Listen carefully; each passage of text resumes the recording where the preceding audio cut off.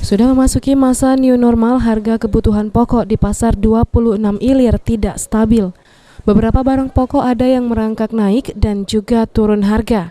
Dan daya beli masyarakat juga masih belum bisa diharapkan pedagang. Menurut Eva, salah satu pedagang di pasar 26 Ilir Palembang, untuk harga telur naik hingga Rp25.000. Sedangkan harga gula pasir turun menjadi Rp16.000 per kilonya. Karena untuk harga kebutuhan pokok masih relatif kurang stabil dan daya beli masyarakat pun masih kurang. Ada sedikit pengurangan berhubung naik itu kali ya. Naik.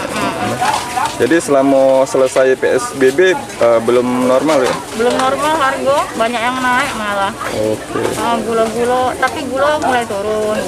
Ada yang turun dan naik lah, fleksibel kalau harga sembako nih. Sedangkan untuk stok kebutuhan pokok dinilai masih aman, bahkan pasokan kebutuhan pokok tersedia cukup di pasaran. Kenaikan dan penurunan harga sendiri dipicu oleh pemulihan pasca PSBB saat pandemi COVID-19. Mardiansyah, PAL TV.